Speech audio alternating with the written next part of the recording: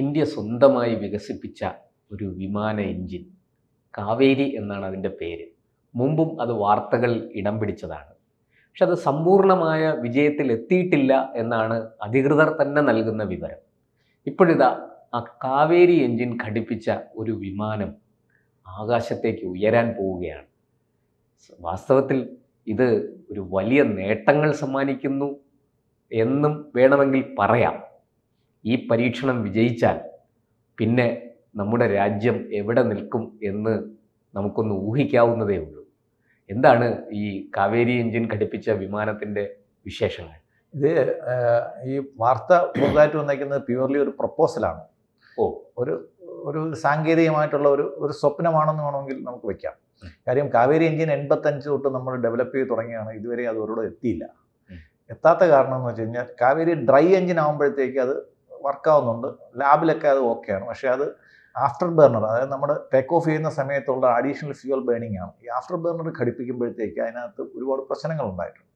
അതുകൊണ്ട് നമ്മളത് ഏകദേശം വൈൻഡപ്പ് ചെയ്യാമെന്ന് പറഞ്ഞു വെച്ചുകൊണ്ടിരിക്കുകയാണ്. എന്നിട്ട് നമ്മൾ വെളിയിൽ നിന്ന് വിമാനങ്ങൾ വാങ്ങിക്കാമെന്ന് നമ്മൾ ഏകദേശം തീരുമാനിച്ചിരിക്കുമ്പോഴത്തേക്കാണ് ഈ ആത്മനിർഭർ ഭാരത് ഒരു ഇടുത്തി പോലെ അവരുടെ തലയിലോട്ട് വരുന്നത്. ഇത് മോദിയാണ് അത് പറഞ്ഞത്. അതെന്തായാലും നമുക്ക് ഷെൽഫിൽ വെക്കാൻ പറ്റത്തില്ല. കാര്യം നമുക്ക് ഇന്നും DRDOയുടെ ശാസ്ത്രജ്ഞനായ കോട്ട ഹരിനാരായണ ഒരു പ്രസ്താവനയിൽ പറഞ്ഞിട്ടുണ്ട്, നമ്മൾ വിദേശ എഞ്ചിനുകൾ വാങ്ങിക്കരുത്, വിദേശ വിമാനങ്ങൾ വാങ്ങിക്കരുത്. ഇതെല്ലാം നമുക്ക് ഉണ്ടാക്കാൻ പറ്റുന്നതേ ഉള്ളൂ. നമ്മൾ ശകലം കൂടെ ക്ഷമ കാണിക്കണം, ശകലം കൂടെ ഫണ്ട് അനുവദിക്കണം. ഇതൊക്കെ ചെയ്യാമെങ്കിൽ നമുക്ക് ചെയ്യാൻ പറ്റുമെന്ന് ശാസ്ത്രജ്ഞന്മാർ കോൺഫിഡൻസ് കൊടുക്കുന്നുണ്ട്.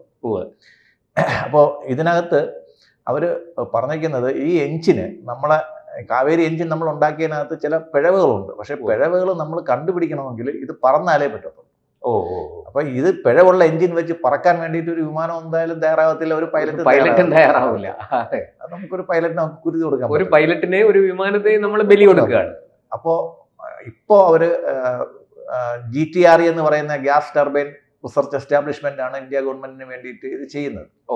ഇപ്പൊ രണ്ട് ഡെവലപ്മെന്റ് ഈ കാവേരി എഞ്ചിൻ ഡെവലപ്പ് ചെയ്ത് അവരുടെ മെയിൻ ജോലി അതാണ്. അപ്പൊ ഇവര് ഇതിന്റെ ഒരു ടെക്നിക്കൽ ഹെൽപ്പിന് വേണ്ടിയിട്ട് ഗോദ്രേജ് എയറോസ്പേസുമായിട്ട് അവർ ടൈപ്പ് ചെയ്തിട്ടുണ്ട്. അപ്പോൾ ഗോദ്രേജ് ഇതിന്റെ എഞ്ചിനല്ല ഉണ്ടാക്കുന്നത്, അതിന്റെ കുറെ പാർട്സുകളും കുറച്ച് മൊഡ്യൂൾസും അവർ സപ്പോർട്ട് ചെയ്യാമെന്ന് അവർ പറഞ്ഞിട്ടുണ്ട്. കാര്യം അവർ ലോങ് ടൈമിൽ ഇന്ത്യ ഗവൺമെന്റിന്റെ ഒരു പാർട്ണറായിട്ട്, ഈ ഡിഫൻസ് എയറോസ്പേസിനകത്ത് പാർട്ണറായിട്ട് LNT ഉണ്ട്, ബാക്കി എല്ലാ പ്രൈവറ്റ് കമ്പനികൾ ഒരുപാട് പേര്, എനിക്ക് തോന്നുന്നു ടാറ്റയുണ്ട്, എല്ലാം ഉണ്ട്. ഏകദേശം 193ഓളം കമ്പനികൾ HAL ആയിട്ട് സഹകരിക്കുന്നു ഈ ഒരു പ്രൊജക്റ്റിൽ. അപ്പോൾ ഇവരെല്ലാവരും കൊടുക്കുന്ന ഒരു കോൺഫിഡൻസ് ഉണ്ട്. അപ്പം പുതിയൊരു പ്രപ്പോസൽ വന്നേക്കുന്നത് നമ്മുടെ Su-30 Mark 1, അതൊരു ട്വിൻ എഞ്ചിൻ ഫ്ലൈറ്റ് ആണ്. സുഖോയ് റഷ്യയുടെ ട്വിൻ എഞ്ചിനാണ്, 2 എഞ്ചിനുള്ള ഇരട്ട എഞ്ചിൻ.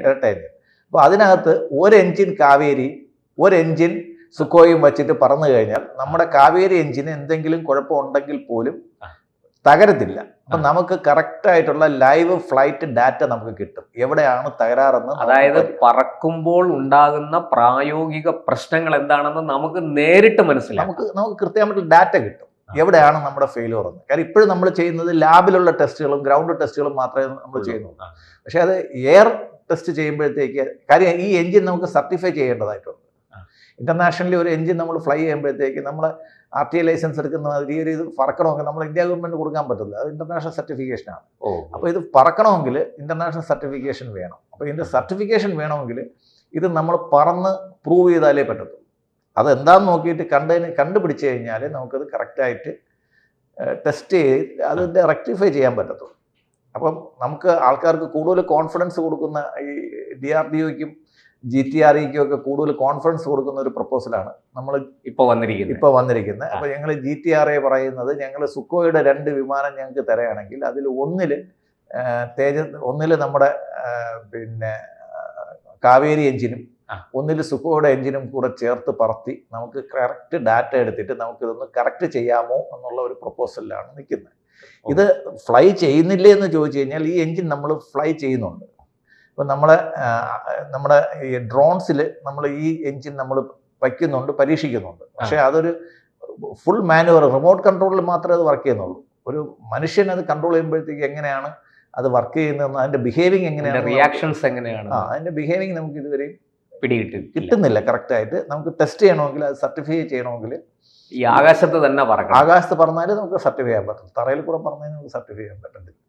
അപ്പോൾ അങ്ങനെ ഒരു നമ്മളൊരു 6 മാസം മുമ്പ് തന്നെ ഇതിനെ സംബന്ധിച്ച് ഇങ്ങനെ ചില വാർത്തകളൊക്കെ അവിടെ ഇവിടെയൊക്കെ പറഞ്ഞു കേട്ടു വരുന്നുണ്ട്. പക്ഷെ പലരും പറയുന്നത് ഇതാ കാവേരി എഞ്ചിൻ അങ്ങ് വന്നു എന്നൊക്കെയല്ല. ഇത് അത് ശുദ്ധ പൊളിയാണെന്നുള്ളത്. കുറഞ്ഞ ഇത് നമ്മള് ഈ ശരിക്കും പറഞ്ഞു കഴിഞ്ഞാൽ പോലും അതിന്റെ ഒരു സർട്ടിഫിക്കേഷൻ കിട്ടുന്ന പ്രോസസ്സ് എന്ന് വെച്ചാൽ ഏകദേശം 3 വർഷം എടുക്കും. നമ്മൾ ഡിഫൻസിൽ നമ്മൾ പെട്ടെന്നൊരു ചേഞ്ച് നമുക്ക് പെട്ടെന്ന് വരാൻ പറ്റത്തില്ല. നമ്മൾ എല്ലാ പ്രോജക്റ്റും നമ്മൾ കേൾക്കുമ്പോഴത്തേക്ക് നമുക്ക് മൈൻഡ് ബോഗിളിംഗ് ആണ്. ഇപ്പം സബ്മറൈൻസ് ഒക്കെ ആണെങ്കിൽ 5 വർഷമാണ് അവരുടെ കമ്മീഷനിങ് പീരീഡ്. അവർ വർക്ക് ചെയ്ത് തുടങ്ങും, പക്ഷേ അത് കമ്മീഷൻ ചെയ്യണമെങ്കിൽ അത്രയും 5 വർഷം എടുക്കും. ഇപ്പൊ നമ്മൾ അങ്ങ് പറഞ്ഞ പോലെ ഇപ്പൊ നമ്മൾ ഈ കാവേരി എഞ്ചിൻ ഇങ്ങനെ ഒരു പരീക്ഷണം നടത്തി വിജയിച്ചു എന്നിരിക്കട്ടെ, പക്ഷെ അതുകൊണ്ട് കാര്യമില്ല. 3 വർഷം തുടർച്ചയായിട്ട് നമ്മൾ ഇതിന്റെ പരീക്ഷണ നിരീക്ഷണങ്ങളൊക്കെ നടത്തി സമ്പൂർണമായ വിജയം ഉണ്ടെങ്കിൽ മാത്രമേ ഇന്റർനാഷണൽ സർട്ടിഫിക്കേഷൻ നമുക്ക് കിട്ടുള്ളൂ. അങ്ങനെയെങ്കിലേ നമുക്ക് ഈ എഞ്ചിൻ നിർമ്മാണം നടക്കുകയുള്ളൂ. അതെ, നേരത്തെ നമ്മളെ മാരുത് എന്ന് പറഞ്ഞുകൊണ്ട് ഒരു വിമാനം നമ്മൾ ഡെവലപ്പ് ചെയ്ത് കൊണ്ടുവന്നായിരുന്നു, കേട്ടിട്ടുണ്ട്. അത് പിന്നീട് അത് റഷ്യയിൽ നിന്ന് വിമാനങ്ങൾ വാങ്ങിക്കുന്ന സമയത്ത് അതിനകത്ത് കുറച്ച് പൊളിറ്റിക്കൽ പ്രഷറൊക്കെ ഉണ്ടായിരുന്നു. നമുക്ക് റഷ്യ വിമാനം വാങ്ങിക്കുമ്പോൾ ഇത് വേണ്ട എന്നുള്ള രീതിക്കകത്ത് ഇതിനെ ഷെൽഫ് ചെയ്തായിരുന്നു. അപ്പോൾ അതോടെ അതിൻ്റെ ആ ത്രസ്റ്റ്, അതൊരു ജർമ്മൻ എഞ്ചിനീയറാണ് അതിൻ്റെ മാരുതിൻ്റെ എഞ്ചിൻ ഡെവലപ്പ് ചെയ്ത ഒരു ജർമ്മൻ എഞ്ചിനീയറാണ്. അത് അവർ വഴിയിൽ വെച്ചിട്ട് അബണ്ടൻ ചെയ്തിട്ട് അവർ റഷ്യൻ എയർക്രാഫ്റ്റ് വാങ്ങിച്ചു. അന്നത്തെ ഒരു പൊളിറ്റിക്കൽ സിറ്റുവേഷൻ അതായിരുന്നു. നമുക്ക് എങ്ങനെയെങ്കിലും പെട്ടെന്ന് ഫ്ലൈ ചെയ്ത് വരുന്ന വിമാനങ്ങൾ വാങ്ങിച്ച് നമ്മൾ ഫ്ലൈ ചെയ്ത് തുടങ്ങുക എന്നുള്ള രീതിയിലായിരുന്നു നമ്മൾ പോയത്. അപ്പം MiG-21 പോയി കഴിഞ്ഞപ്പോഴത്തേക്കാണ് ഇവർക്ക് എല്ലാവർക്കും കൂടെ ഭയങ്കര ആദ്യമായത് അടുത്തെന്നുള്ളത്. അപ്പം നമ്മൾ ഉദ്ദേശിച്ച സമയത്തിന് നമുക്ക് വിമാനങ്ങളുടെ എൻജിൻ കിട്ടിയുമില്ല. അപ്പം ഇപ്പോഴും ഇന്നലെയും അദ്ദേഹത്തിൻ്റെ ഒരു എക്സ്ക്ലൂസീവ് ഇൻ്റർവ്യൂ ഉണ്ടായിരുന്നു HALന്റെ ചെയർമാൻ്റെ സുനിൽ സാറിൻ്റെ. ഞങ്ങളിലെ എയർ ഫ്രെയിം എല്ലാം റെഡിയാണ്, എഞ്ചിൻ കിട്ടുന്ന മുറയ്ക്ക് ഞങ്ങൾ ഇതെല്ലാം അസംബിൾ ചെയ്ത് അടുത്ത വർഷം തന്നെ ഏകദേശം 13ഓളം മാർക്ക് 1A ഞങ്ങൾ കൊടുക്കാൻ തയ്യാറാണ്. തേജസ് മാർക്ക് 1A കൊടുക്കാൻ ഞങ്ങൾ തയ്യാറാണ്. അവരതിൻ്റെ ഫുൾ കാര്യം എയർ ചീഫ് മാർഷൽ തന്നെ കഴിഞ്ഞ മാസം പറഞ്ഞിട്ടുണ്ടായിരുന്നു, ഈ ഒരു പോകുന്ന പേസിൽ ഇതിൻ്റെ ആ ഒരു സമയക്രമത്തിൽ ഞങ്ങൾ അസംതൃപ്തരാണെന്നുള്ള കാര്യം അവർ പറഞ്ഞായിരുന്നു. അപ്പോൾ അത് കൂടെ ഈ GTREയും IAFന്റെ ഫണ്ടും ചിലപ്പോൾ അവർ ചോദിച്ചിട്ടുണ്ട്. ഈ GTRE ഈ ഒരു കാവേരി എഞ്ചിൻ ഡെവലപ്പ് ചെയ്യുന്നതിന് IAFന്റെ ഫണ്ടും ചോദിച്ചിട്ടുണ്ട്. കാര്യം അവരിലുള്ള ഫണ്ടും പോരാ, HALന്റെ ഫണ്ടും പോരാ, അഡീഷണൽ ഫണ്ടും അവർ റിക്വയർമെൻ്റ് ഉണ്ട്. ഇതും ഈ ഒരു 2 സുഖോയ് വിമാനങ്ങൾ ഇതിന് വേണ്ടിയിട്ട് മാറ്റുക എന്ന് പറയുമ്പോഴത്തേക്ക് ഒരു ഭയങ്കര ഒരു ഇൻവെസ്റ്റ്മെൻ്റ് ആണ് നമ്മൾ അതിൻ്റെ കുറച്ച് ചെയ്യുന്നത്. ഭയങ്കര റിസ്ക്കാണ് എടുക്കുന്നത്. പക്ഷെ എന്നാലും അത് നമുക്ക് ചെയ്തെടുക്കാൻ പറ്റും എന്നുള്ള ഒരു കോൺഫിഡൻസിലാണ് നമ്മുടെ ശാസ്ത്രജ്ഞർക്ക് ആ ഒരു കോൺഫിഡൻസ് ഉണ്ട്. നേരത്തെ ഇത് ആദ്യമായിട്ടല്ല, നേരത്തെ F-22 വിമാനങ്ങൾ അമേരിക്ക ചെക്ക് ചെയ്യുമ്പോഴത്തേക്കും ഈ രീതി അഡോപ്റ്റ് ചെയ്തിട്ടുണ്ട് മുൻപ്. അപ്പോൾ ഇതിന് പ്രസിഡൻസ് ഒക്കെ ഉണ്ട്.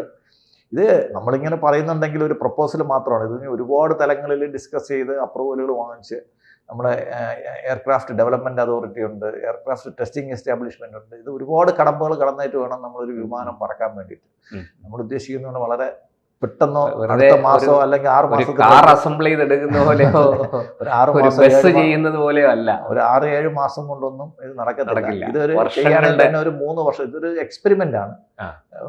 മുമ്പ് ചെയ്തിട്ടുള്ളത് കൊണ്ട് നമുക്ക് ഈ എക്സ്പെരിമെന്റ് ചെയ്യുന്ന മാത്രമല്ല, അത് എല്ലാം ശരിയായി കഴിഞ്ഞാൽ ആ വിമാനം ഇത്ര മണിക്കൂർ പറക്കണമെന്നൊരു ഒരു എഞ്ചിൻ ഇത്ര അതിന്റെ എൻഡ്യൂറൻസ് എന്ന് പറയും.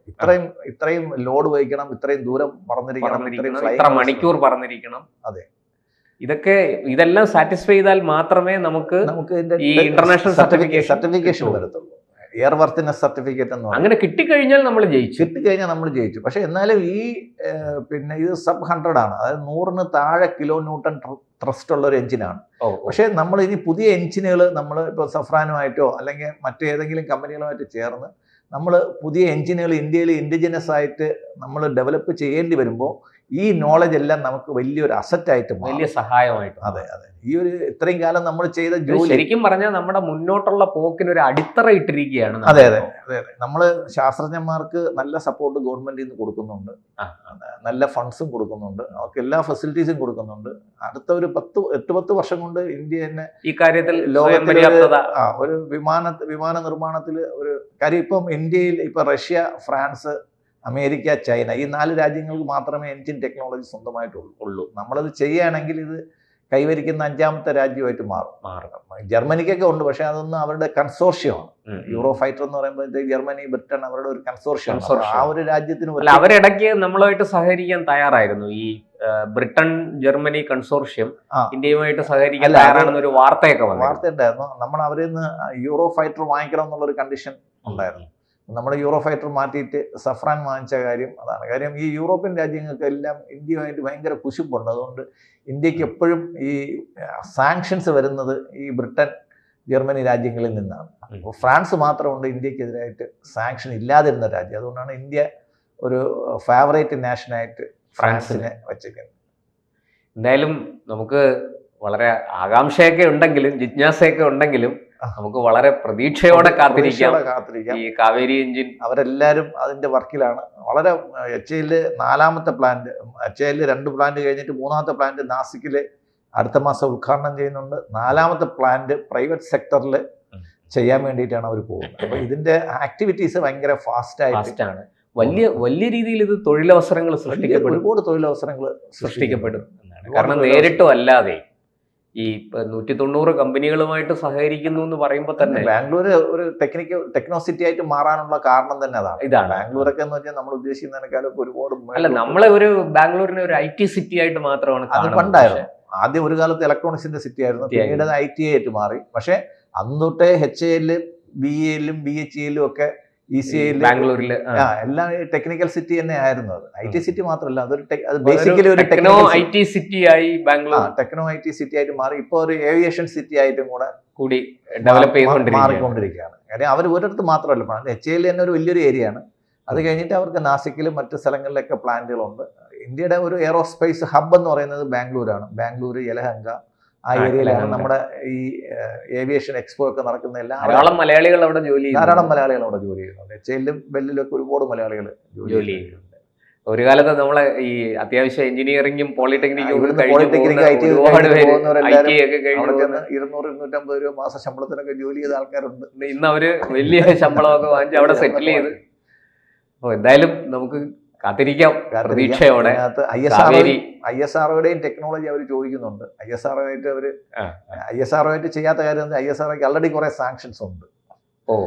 അപ്പം ISRO ഈ വേൾഡിൽ പലരും ചോദിക്കുന്നുണ്ടെങ്കിലും ഇപ്പം നാസയുടെയൊക്കെ എയർക്രാഫ്റ്റ്, നമ്മൾ സ്പേസ് ക്രാഫ്റ്റ് നമ്മൾ വിടുന്നുണ്ടെങ്കിലും സാങ്ഷൻസ് ഇപ്പോഴും കിടപ്പുണ്ട് ടെക്നോളജി ട്രാൻസ്ഫറിന് വേണ്ടിയിട്ട്. അപ്പം അതൊരു HAL-ലും ISRO ഒക്കെ ആയിട്ട് ജോയിൻ ചെയ്യാത്തതിനൊരു കാരണം ഈ ഒരു സാങ്ഷന്റെ പ്രശ്നം. സാങ്കേതിക വിദ്യയും സാങ്കേതിക വിദ്യയാണ് അവർ ഉപയോഗിച്ചിരുന്നത്. കാര്യം അവർക്ക് പേടി. ഇപ്പൊ അമേരിക്കയിലെ ഇന്ത്യൻ സയന്റിസ്റ്റുകളാണ് ഏറ്റവും കൂടുതൽ ഉള്ളത് കൊണ്ട് തന്നെ അവർക്ക് പേടി. ഇന്ത്യ സാങ്കേതികമായിട്ട് ഒരു കട്ടിങ് എഡ്ജും കൂടെ കിട്ടിക്കഴിഞ്ഞ് കഴിഞ്ഞാൽ അവർ ചിലപ്പം മറ്റുള്ളവരെയൊക്കെ ബഹുദൂരം പിന്നിലാക്കി കളയുമെന്നൊരു പേടി എല്ലാവർക്കും ഉണ്ട് ലോകത്തിൽ. എന്തായാലും നമ്മൾ പ്രതീക്ഷയോടെ കാത്തിരിക്കുകയാണ്. സാധാരണ നമ്മൾ പറയുന്നത് കാവേരി കുതിച്ചു ഒഴുകും എന്നാണ്. ഇത് കുതിച്ചുയരും.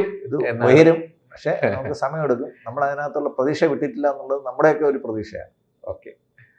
കൂടുതൽ വാർത്തകളും വിശേഷങ്ങളും നിങ്ങളിലേക്ക് എത്താൻ ABC മലയാളം സബ്സ്ക്രൈബ് ചെയ്യുക, ബെൽ ബട്ടണും അമർത്തുക.